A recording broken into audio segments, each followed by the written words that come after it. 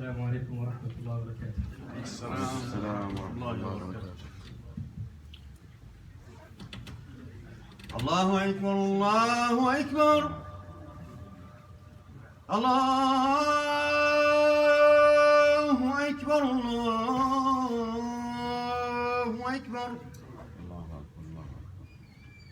أشهد أن لا إله إلا الله. أشهد أن لا إله إلا الله. أشهد أن محمدًا رسول الله. أشهد أن محمدًا رسول الله. حي على الصلاة حي على الصلاة حي على الفلاح حي على الفلاح. الله أكبر الله أكبر. لا إله إلا الله.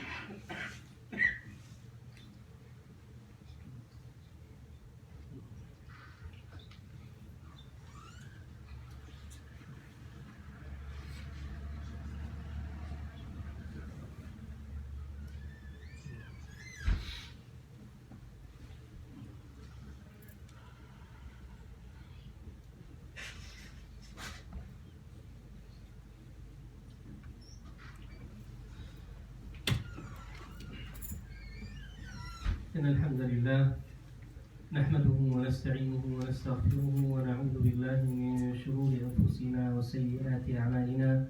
من يهده الله فلا مضل له ومن يضلل فلا هادي له. وأشهد أن لا إله إلا الله وحده لا شريك له وأشهد أن محمدا عبده ورسوله. يا أيها الذين آمنوا اتقوا الله حق تقاته ولا تموتن إلا وأنتم مسلمون. يا أيها الناس اتقوا ربكم الذي خلقكم من نفس واحدة وخلق منها زوجها وبث منهما رجالا كثيرا ونساء واتقوا الله الذي تساءلون به والأرحام إن الله كان عليكم رقيبا. يا أيها الذين آمنوا اتقوا الله وقولوا قولا سديدا يصلح لكم أعمالكم ويغفر لكم ذنوبكم ومن يطع الله ورسوله فقد فاز فوزا عظيما. ثم أما بعد فإن أصدق الحديث كتاب الله وخير الهدي هدي نبينا محمد صلى الله عليه وسلم وشر الأمور محدثاتها وكل محدثة بدعة وكل بدعة ضلالة وكل ضلالة في النار. نسأل الله سبحانه وتعالى أن يحرم وجوهنا ووجوهكم على النار. First and foremost, we start by praising Allah subhanahu wa ta'ala, for He is entitled for all kind of praises. We thank Him, we seek refuge in Him, and we ask Him, Allah subhanahu wa ta'ala, to be amongst those whom He determined that they will be guided, and not to be amongst those whom will be determined not to be guided. And we ask Allah subhanahu wa ta'ala to forgive our shortcoming and to bring us back to Him, and to be pleased with everything we do and we say, and to be on the standards that Allah subhanahu wa ta'ala will be pleased the most. Furthermore, we adhere to the word of Allah subhanahu wa ta'ala in the Quran when He reminded the believers to be fearful of Him and to be thoughtful of everything they say and they do, and to be cautious of their action, for Allah subhanahu wa ta'ala does monitor everything we say and everything we do. And Allah subhanahu wa ta'ala repeatedly reminds us in the Quran that the believers have a better standards than the rest of the those who commit themselves to worship Allah subhanahu wa ta'ala amongst the Muslims, and He have elevated them to a place where they are more responsible, and their responsibility limit gets and becomes higher than an average person. When you are at that level of iman and you're called a mu'min, that means that your connection with Allah subhanahu wa ta'ala and your bond with Him is stronger than any other bond. So that's why you will always bring Allah subhanahu wa ta'ala forward before anyone other than Him subhanahu wa ta'ala. And we bear witness that there is no one worth or deserve worship but Allah subhanahu wa ta'ala, and that Muhammad sallallahu alayhi wa sallam is His servant and His messenger. He sent him to mankind as a salvation, to protect them and to bring them back from the darkness to the light that Allah subhanahu wa ta'ala wants for all those who believe in Him to be in. أما بعد إخواني في الله، فقد تكلمنا في الخطب الماضية عن مواضيع متعددة ومسائل مختلفة نظن والله أعلم أنها تنفعنا وتنفع أمتنا في المقام الأول، لأن أكثر ما نحاول الحديث عنه هو المسائل التي تمس الناس في حياتهم اليومية وتمس عباداتهم ومعتقداتهم، وأيضا تؤثر على أفكارهم ومعطفاتهم ومنطلقاتهم في هذه الحياة. ثم دائما نحاول أن نذكر ببعض البديهيات والأمور التي يعرفها الناس بداهة، ولكن أخذا بقول الله تعالى: وذكر فإن الذكرى تنفع المؤمنين. فإننا لا ننفك دائما وأبدا عن أن نذكر أنفسنا ونذكر المؤمنين بأنه هناك الحاجة التي لا تنقطع بالاتصال بالله عز وجل ومعرفة الله ومعرفة نبيه محمد صلى الله عليه وسلم حتى يتم لنا ولكم المراد في هذه الحياة. فإننا في هذه الحياة عبارة عن زوار نمضي فيها يوما أو يومين أو سنة أو سنتين أو عقدا من الزمان أو 10، ثم ننطلق إلى سبيل وطريق لا ينتهي إلا إلى أن تقوم الساعة. في هذه الأيام الماضية فقدنا كثيرا من الأعزاء وكثيرا من الإخوة كانوا بيننا، منهم من سافر، نسأل الله سبحانه وتعالى أن يبارك له في سفره، مثل والد أخينا محمد عزاوي الذي تركنا ورجع إلى بلاده، فنسأل الله سبحانه وتعالى أن يحسن مقامه بين أهله. وأيضا فقدنا في الأيام الماضية والد أخينا محمد الزير، وهم من الذين نشهد لهم بالانتظام في المساجد وحب الخير، فنسأل الله سبحانه وتعالى أن يغفر لميته وأن يرحمه وأن يجعله من أهل الجنة. كما فقد إخواننا من العيساوية أخانا الفاضل رحمه الله في مروان، وهو أيضا حمى أخونا أيمن شاهين. نسأل الله سبحانه وتعالى أن يصبر جميع المسلمين والمؤمنين على فقداهم، وأن يربط على قلوبهم، وأن يصبرهم، وأن يلهمهم ويلهمهم الصبر والسلوان. فاللهم اغفر لهم وارحمهم واعف عنهم وعافهم واجمعهم عندك يا ربنا عند مقعد مليك مقتدر لا يكذب عنده أحد ولا يكذب عنده أحد. واللهم اغفر لكل أصحابنا وأحبابنا، رحم الله الحاج حسن وكل من فارقنا من أحبابنا وأصحابنا في هذه الدنيا، اللهم اغفر لهم وارحمهم جميعا. اللهم ومن سألنا الدعاء لميت من موتاه فسامحنا إن نسينا ذكره واسمه، فإننا وإن نسينا ذكره واسمه لا ننساه في صلاتنا وفي دعائنا، فاغفر لكل ميت يا أرحم الراحمين، واجعل مثواه الجنة، واجمعه بنبينا محمد صلى الله عليه وسلم يوم لا ينفع مال ولا بنون إلا من أتى الله بقلب سليم. ثم أما بعد، ودخولا وانطلاقا من هذا المنطلق، يجب أن نعلم يا إخواني في الله أننا عندما نسمع كلام الله ونسمع كلام نبينا محمد صلى الله عليه وسلم، وجب علينا كمسلمين ومؤمنين إذا ثبت عندنا صحة ما ينقل عن النبي صلى الله عليه وسلم أن نقبله وأن نتلقفه بالقبول دون مشاططة ودون مشاددة ودون رفض أو عدم تأييد أو عدم تصديق، فهذا إذا ثبت عن نبينا وجب علينا الإيمان به. ومما يجب علينا الإيمان به، وهذه مسألة مهمة وهي تمهيد لخطبتنا، هي معرفة أن الله عز وجل إنما بعث الأنبياء من بين البشر، وذلك لحكمة منه سبحانه وتعالى أرادها. ولذلك تجد أننا عندما نصف الشهادة أو ما جاء في الأحاديث الصحيحة من وصف الشهادة، كان النبي يقول: وتشهد أن لا إله إلا الله وأن محمدا عبده ورسوله. فتجد أن النبي صلى الله عليه وسلم وصف نفسه بأنه عبد لله ورسول. ولذلك العلماء رحمهم الله تعالى عندما كانوا يعلقون على هذه المسائل كانوا يبينون هذه الكرامة، فيقولون أن النبي صلى الله عليه وسلم باعتبار تعلقه بالله عز وجل واعتبار علاقته بالله عز وجل فهو أولا عبد لله، وهو بعد ذلك رسول لله، وهو تعلقه بنا كبشر. فينبغي علينا أن نفهم أن الأنبياء هم خلق من خلق الله، قد يصيبهم ما يصيبنا وقد يعتريهم ما يعترينا من مصائب الدنيا. ولذلك أشدد على هذه المسألة، لأن كثيرا من الناس يجعل الأنبياء في مكانة الآلهة فيرفض عليهم أي شيء، بل أنه يعقد عليهم الألوية كما يفعل بعض الناس من الزعم، وهذا أمر خطير جدا جدا.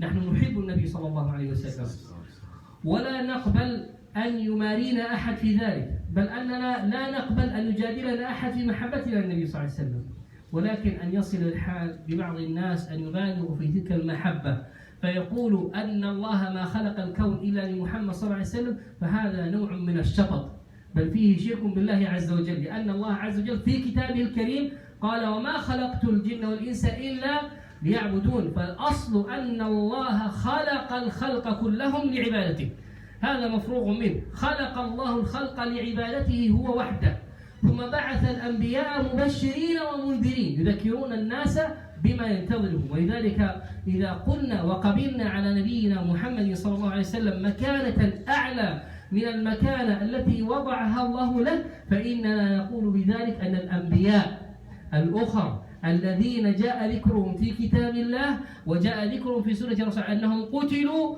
وعذبوا وفتنوا بقومهم، أنهم ليسوا أكفاء وليسوا كبقية الأنبياء، وهذا والعياذ بالله أمر خاطئ نبرأ إلى الله منه.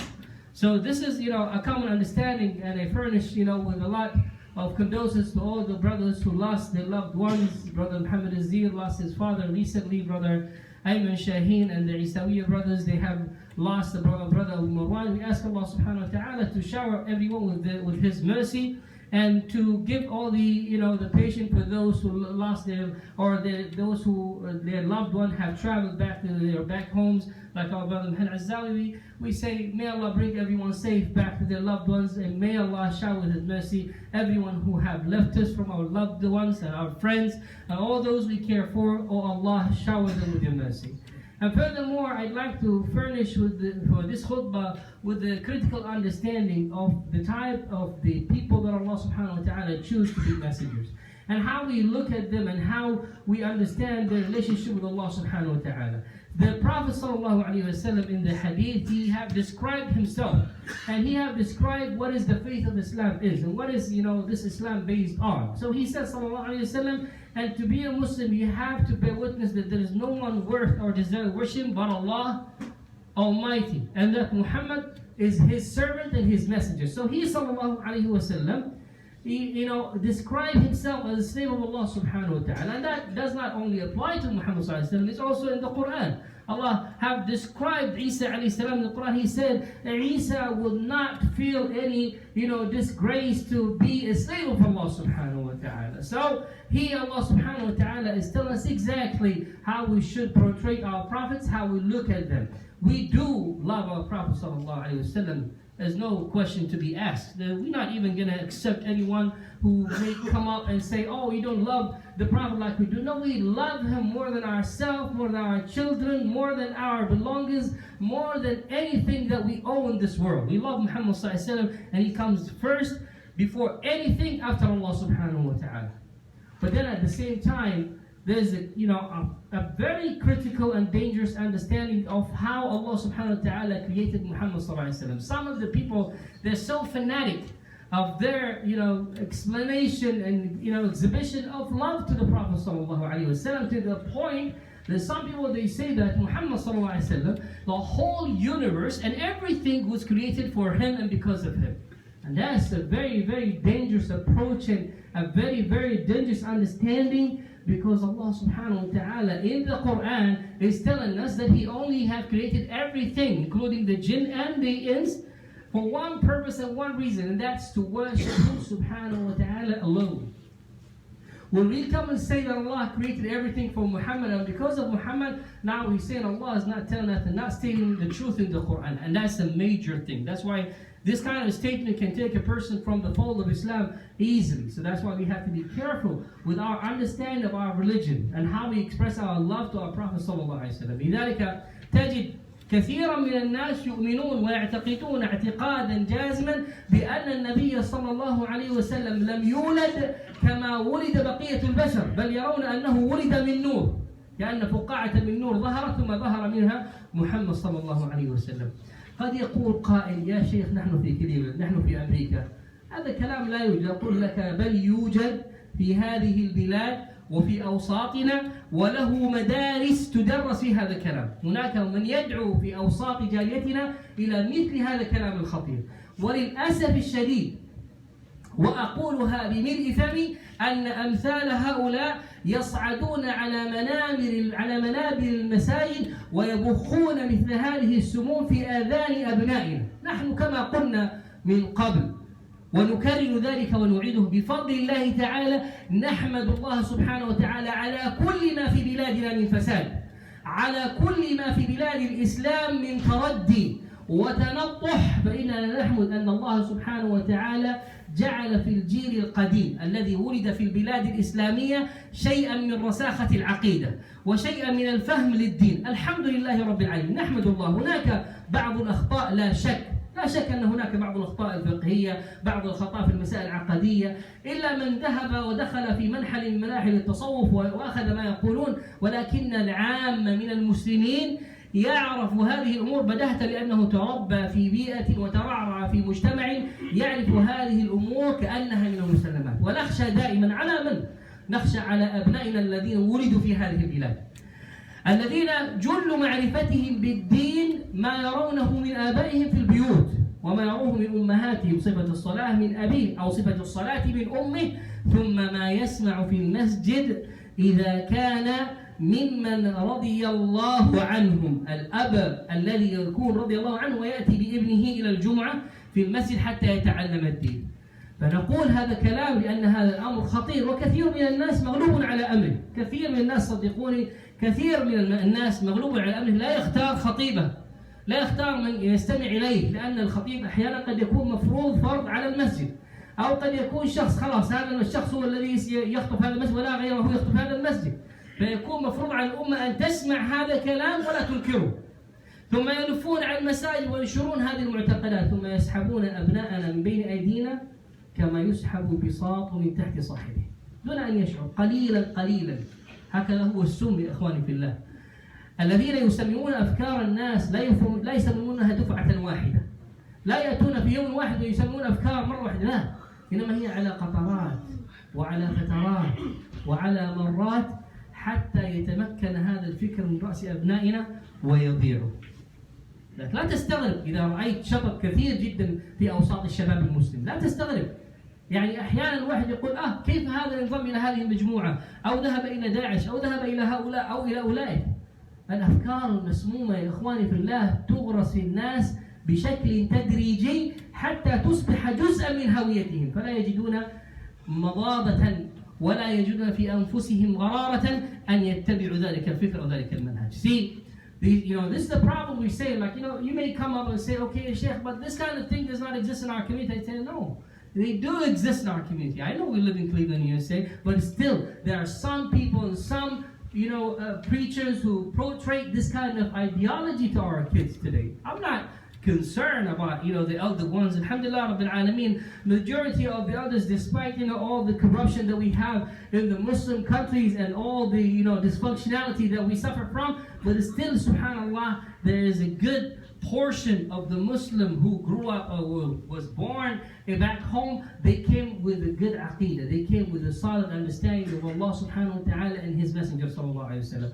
I'm not talking about those who have taken some pervert understanding of the religion, or those who have embraced, that authentic way of, seeing Islam and what Islam is. I'm not talking about these. I'm concerned more about our children who were born in this country.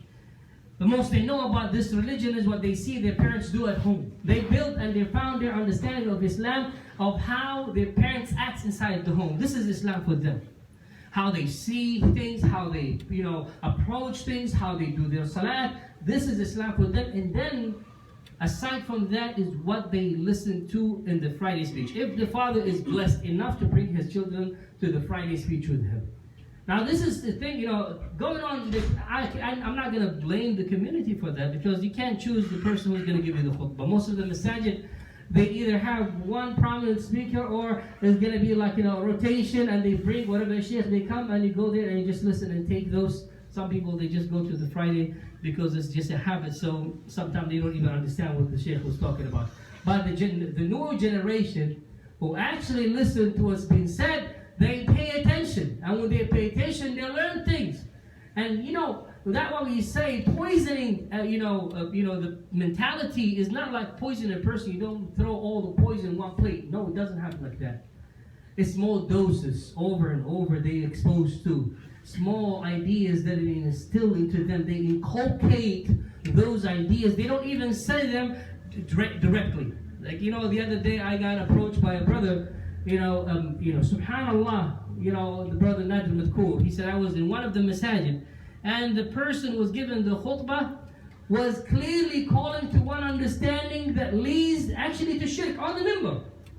So he said, I approached him, I said, why are you calling for this? But he didn't have an answer for him. He avoided him, and the brother is quite outspoken. This is the thing.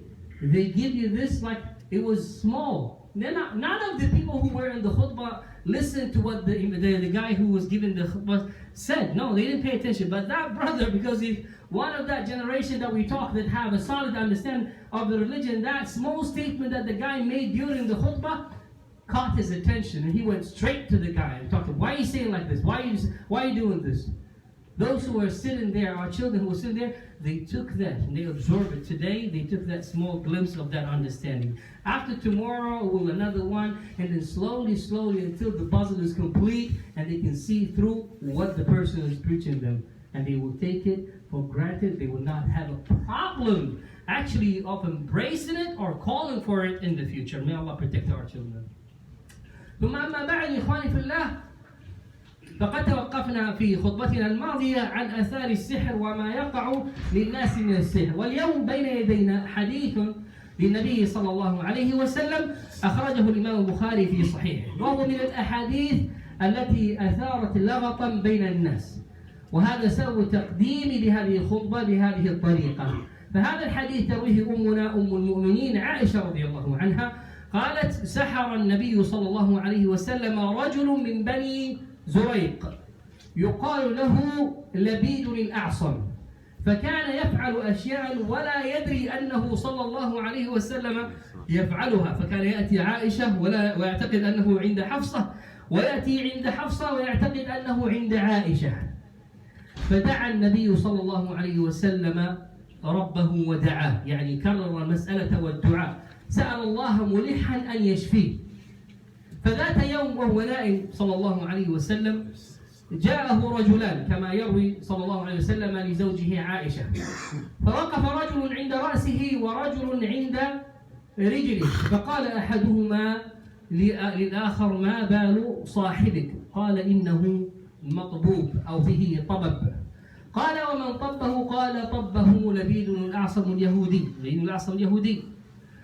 قال: وكيف يفعل؟ قال: إنه في بئر ذروان. ثم ذكروا له صفة فك السحر، كيف يفك السحر ويتخلص منه، وكان السحر في بئر ذروان كما وصف له. فذهب النبي صلى الله عليه وسلم إلى تلك البئر، ومعه جمع من أصحابه، ثم رجع إلى أمنا أم المؤمنين عائشة فقال لها: والله كأن ماءها نقعة الحناء، وكأن النخيل التي عليها كأنهن رؤوس الشياطين. ثم سألته: يا رسول الله فهلا أحرقته؟ فقال النبي صلى الله عليه وسلم: أما أنا فقد عافاني الله، فما أردت أو لم أرد أن أثير الناس في هذا الأمر. هذا الحديث منه فوائد كثيرة. الفائدة الأولى: الإيمان والتصديق بما جاء في كلام الله وفي سنة رسول الله أن السحر موجود، وهذا أمر يعني متوارث منذ القدم، يعمل به الكارهون للناس الذين ملئت قلوبهم حقدا وجهلا وغفلة حتى يؤذوا إخوانهم وأصحابهم. هذه المسألة الأولى. ثم الفائدة الثانية أنه لا كبير على هذا الأمر، فهذا الأمر لا يعني إذا كان النبي صلى الله عليه وسلم قد وقع له مثل هذا، فمن أقرب إلى الله عز وجل من النبي صلى الله عليه وسلم؟ فلا عصمة لأحد إلا من عصمه الله عز وجل. إذن هذا الأمر من خطورته قد يقع لأي شخص، وسنتكلم في الخطبة القادمة إن شاء الله عن علامات السحر. ولكن المهم اليوم لأنه تمر عليه حالات كثيرة جدا في هذه القضية فلا يعرفون كيف يتصرفون، فمنهم من يحرق هذه الآثار إذا وجدها، وهذا أمر خطير ينبغي التنبه له، فلا يجب أن يحرق الإنسان سحرا إذا وجده. هناك طريقة سنتكلم عنها. So the hadith is reported in Sahih al-Bukhari, and that's why this was one of the reasons that I furnished for my khutbah with this, because this hadith is one of the so-called controversial hadith. Some people, they don't accept this hadith because they say, oh no, how? No, this is Muhammad sallallahu alaihi wasallam. We say, hold on your horses, relax. The hadith is reported in Sahih al-Bukhari from Aisha radiallahu anha. She said that the Prophet sallallahu alaihi wasallam, somebody practiced sorcery on him. And he was a guy from a tribe called Bani Zurayq. His name is Labid al-A'sam. He was a Jew. So he sallallahu alaihi wasallam was doing things that not knowing he's doing it. To the point he sallallahu alaihi wasallam would go to Aisha radiallahu anha and he'd think that he is with Hafsa. And he'd go to Hafsa radiallahu anha and he'd think that he is with Aisha radiallahu anha. And one day sallallahu alaihi wasallam was praying a lot to Allah subhanahu wa ta'ala. He was praying to him that he would be cured from this challenge that he is facing sallallahu alaihi wasallam. As he was asleep sallallahu alaihi wasallam, an angel, well, in the hadith is described as a man, but it is an angel. Eventually when you look at the explanation of the hadith, was standing toward his head sallallahu alaihi wasallam, and the other one was standing toward his feet, and they were asking each other, what is wrong with this guy? Well, he said, like, what's wrong with your buddy, your friend? They said, oh, somebody had practiced sorcery on him. They said, who did that? The other answer, it was Labid ibn al-A'sam, the Jew. And then the guy, he said, then where is it at? The answer was, well, it's in the well that called the well of the Wans. So the Prophet sallallahu alaihi wasallam was cured by the help of Allah subhanahu wa ta'ala. And he marched toward that well where they mentioned. And afterward, when he came back to Aisha, he said, when I went to the well to see it, it was so dark and so tent like it has mud in it. And the palm trees around it, they look like the heads of the shaitans. So Aisha asked him, why didn't you burn it? And in different hadith, she asked him, why didn't you take it out? He said, as for me, Allah subhanahu wa ta'ala have cured me, so I didn't want to create a scene for the people or some kind of trial for them. This hadith is very important. We learn many things from this. Now, first thing we learn is that the sihr is there, the sorcery is there, the practice is there. There's not a witch hunt here, but this is something that exists. It's there. We know that it's there. And the second thing, it's a proof everything in the Quran, because Allah has mentioned that in the Quran. And the third thing that we learn is that nobody is above that. If Muhammad sallallahu alaihi wasallam was subject to such tests and such trial, then anyone else can be subject to that. And of course, we will talk about the symptoms through which you know what you have regardless. But in this khutbah, we'll focus on the most important thing And that's a very dangerous approach, because some people, and that came to me from people who have found some kind of evil work in their house and they burned it. And we say, no, don't burn this kind of things. There's a method to do that. And we will talk about protection as well. إذن من الخطأ يا إخواني في الله إذا وجد الإنسان شيئا من هذه الأعمال أن يحرقها. ولكن الصحيح هو أن الإنسان يأتي بهذا العمل إذا وجده مكتوبا على ورقة، ثم يأتي بإناء فيه ماء، ثم يقرأ على الورقة أولا الإخلاص، ثم المعوذتين، ثم بعد ذلك يقرأ الفاتحة وآية الكرسي، ثم يدخلها في الماء، ثم يقرأ في الماء نفس ما قرأ على ما كان مكتوبا في الأسحار، ثم يخرجها حتى تجف، ثم بعد ذلك يحرقها. لأن بعض السحرة نسأل الله سبحانه وتعالى أن يعاملهم بعدله، من مكرهم ودهائهم يجعلون بعض الأسحار إذا أحرقت يزداد مفعولها ويتأكد ويحبس ما فيها من عمل، فلا يبرأ صاحبها مهما فعل إلا أن يشاء الله عز وجل. See, this is the methods that you have to do when you see this kind of thing. It's very important that you do this thing first. When you find something like this, or somebody in your family, or somebody you know have found something like that, the first thing you do is that you bring the water in a pot, and then you read on the paper that you find, because most likely those things are written on papers. Sometimes they do them on dolls and stuff like that, but most likely they do them on piece of papers. You bring that piece of paper, and then you recite on it Surah Al-Ikhlas, قل أعوذ برب الفلق and قل أعوذ برب الناس, and Ayat al-Kursi and the Fatiha, and then you dip it in the water. You recite the same ayat that you have recited first on the piece of paper on the water, and then after that you take them out until they dry, and then you burn them. For some of those who practice this kind of evil work, they make sure that if you burn it immediately, that the witch lock that they did would never go away and it will get worse. إخواني في الله، إن الإنسان يجب أن يكون حريص، ولذلك النبي صلى الله عليه وسلم كان يقول لا يدخل بيتك إلا مؤمن ولا يأكل طعامك إلا تقي. احرص على من تدخل بيتك، احرص على من تصاحب، لا تصاحب إلا رجلا يخاف الله عز وجل، ولا تدخل على أهلك إلا من يخاف الله، فإن كثيرا من الناس يمرضهم أن يروا الناس بخير وعافية. كثير من الناس إذا رأوا الناس في سعادة وهناء وكانت حياتهم مرزية تمنوا ذلك لهؤلاء الناس، فلا ينقطعون عن جهد ولا يألون أمرا حتى يفسدوا على الناس حياتهم. فاحذروا إخواني في الله، أنا لا أخوفكم، ولكني أقول لكم المرار والمر الذي تعيشه الأمة المسلمة اليوم. نحن نعاني من مصائب عظيمة كثيرة جدا تلاحق أمتنا، دمرت أمتنا من الخارج، واليوم نعاني من هذه الأمراض التي تدمر أمتنا من الداخل. أن لا أتكلم عن نوع من أنواع الشر، هناك أنواع كثيرة من الشر ما زال أمامنا الحديث عن العين والحسد وفعلها، ولكن هذه أخطر الممارسات.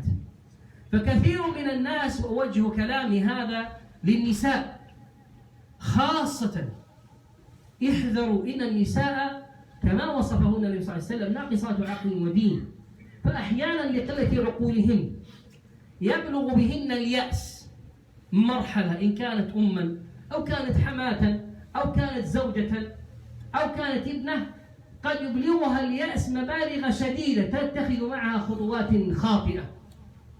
فبعض النساء تجد من زوجها صدودا.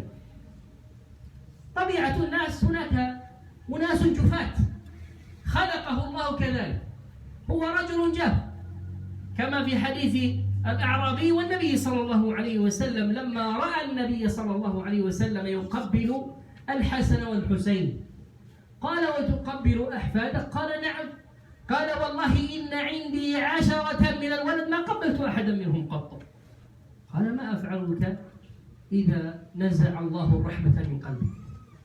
هناك أناس هكذا طبيعتهم هكذا، هو جاف، لا يحسن التعامل مع الزوجة مع الأبناء، شديد الطبع، ثم تشكي لأصحابها أو لصهيباتها، وهنا مكمن الخطر. ولذلك كنت أقول قبل قليل: لا تدخلوا بيوتكم على أهلكم إلا من تعلمون أنه صالح.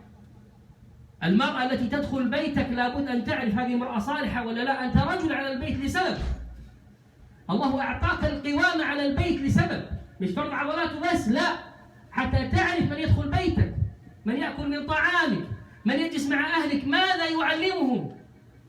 فبعض النساء من فساد دينها عندما تسمع مثل هذا الكلام تقول لها: أنا أدلك على واحدة،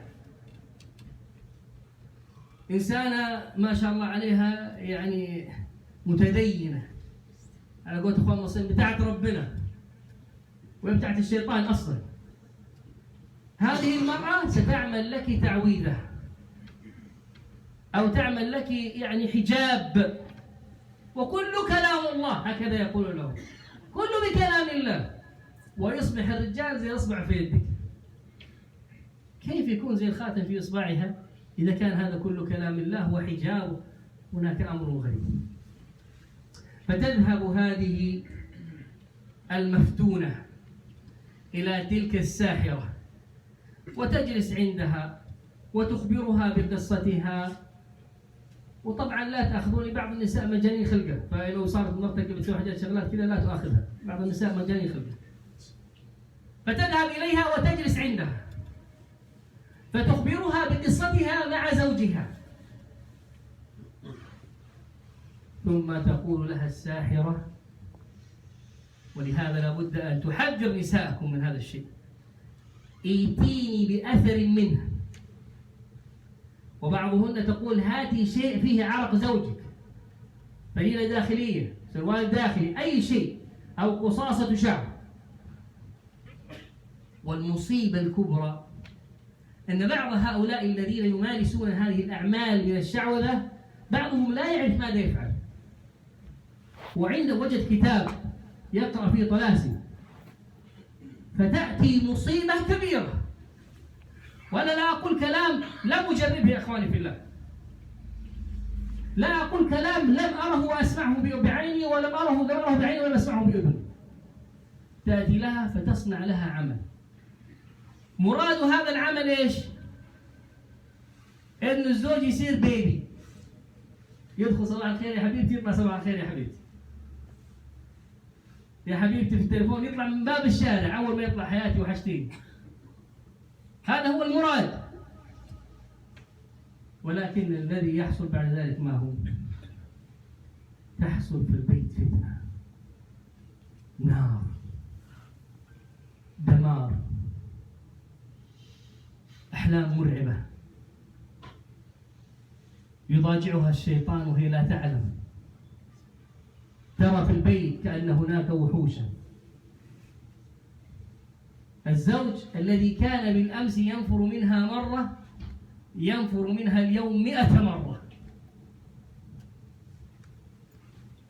ثم تشتكي للصاحبة: مين؟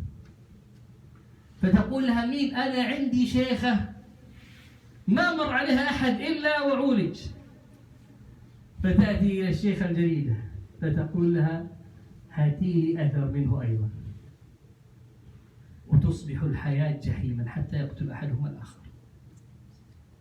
See, this is the thing we say here today. It's not, we don't say just out of spreading stories and stuff like that. Things like this happens. That's why we say be careful who you invite in your house.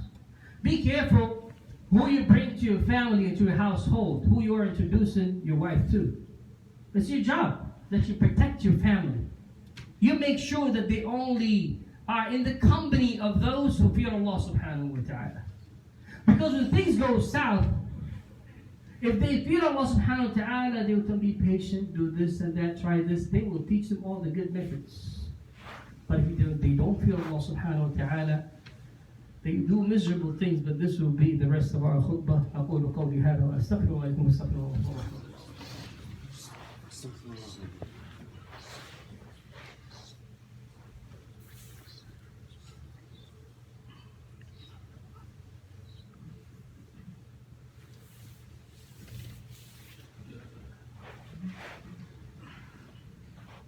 الحمد لله وكفى وصلاة وسلام على عباده الذين اصطفى ثم أما بعد فإن الوقت قد سرقنا ولم أنتبه إلى الوقت حقيقة فأعتذر عن طول الوقت، ولكن الحديث في هذه المسألة حديث ذو شجون، حديث مشحون، حديث فيه كثير من الهموم. وقد آليت على نفسي في هذه الخطب إن شاء الله أن أفكك هذه المسألة تفكيكا. أولا حتى تعلموا خطر هذه المسألة، ثانيا حتى تتعلموا كيف أن تحصنوا بيوتكم وأبناءكم وتحموهم. فالأمور بسيطة جدا، لا تحتاج إلى ساحر ولا تحتاج إلى عراف ولا إلى كاهن. هناك أمور تفعلها في بيتك تغنيك عن كل هذا، لا تحتاج إلى تذهب إلى أحد. فلو اتقى الله الناس في أنفسهم واتقت النساء الله عز وجل في أزواجها لما وقع بين الرجل وامرأته كثير من الخصام والجدال. لو كانت المرأة تعلم أن الله عز وجل ألهم نبيه أن قال والله إن كنت آمرا أحدا أن يسجد لأحد لأمرت المرأة أن تسجد لزوجها لما عليه من طاعة، لو أدركت ذلك لكان معظم الرجال في سعادة. لو كان الرجل يعلم أن النبي صلى الله عليه وسلم مات وهو يوصي الناس بالنساء استوصوا بالنساء خيرا لما رأينا هذه المشاكل. ولكن السيل قد عم وشم وطم البلاد وسبق السيف العدل، وقد وقع البلاء فلا بد من رفعه، وقبل رفعه لا بد أن نعرف الأسباب ونعرف الطرق الصحيحة لمعالجة هذه القضايا. ولكن الوقت لن يسعفنا لهذه الجمعة، فنسأل الله سبحانه وتعالى أن يجمعنا وإياكم إن كنا من الأحياء في الجمعة القادمة حتى نواصل هذا الحديث. It is indeed this important topic that we start, and I didn't notice the time as I got heated up with this topic because it's a huge misery that we're going through, but inshallah we'll go through the entire matter in the next speech inshallah on Friday. So I ask you to forgive me for not paying attention to the time. عباد الله، إن الله عز وجل أمركم بأمر بدأ به في نفسه ثم ثنى بملائكته المسبحة بقدسه، فقال عز من قائل إن الله وملائكته يصلون على النبي يا أيها الذين آمنوا صلوا وسلموا عليه تسليما. فاللهم صل وسلم على نبينا محمد، وارض اللهم عن أصحابه الأربعة الراشدين المهديين أبي بكر وعمر وعثمان وعلي ومن تبعهم بإحسان إلى يوم الدين. اللهم إنا نبرأ إليك مما فعل السفهاء منا، اللهم ولا تجعلنا مع الخائنين، اللهم وإنا نكرك وحسبنا أنت يا ربنا في من خان هذه الأمة واجتمع على خيانتها في السر والعلانية. اللهم إنا وكلناهم إليك، اللهم إنا وكلناهم إليك، أنت حسبنا مولانا وأنت نعم النصير. اللهم إنا نبكي إليك جراحنا في اليمن وفي فلسطين وفي بلاد الشام وفي العراق وفي سوريا وفي السودان وفي مصر وفي سائر بلاد الإسلام والمسلمين. اللهم إنا نبكي إليك إخواننا في الصين وفي كشمير يا أرحم الراحمين، من لنا إلا أنت، فلا تكلنا إلى ولاة باعوا ديننا وباعوا أمرنا إلى أعدائنا، ولا تكلنا إلى أنفسنا فنضل ونهلك، إنك أنت القادر على كل شيء. عباد الله، إن الله عز وجل أمر بالعدل والإحسان وإيتاء ذي القربى ونهاكم عن الفحشاء والمنكر والبغي يعظكم لعلكم تذكرون. فاذكروا الله العظيم الجليل يذكركم واشكروه على نعمه يزدكم ولذكر الله أكبر والله يعلم ما تصنعون. الله أكبر. الله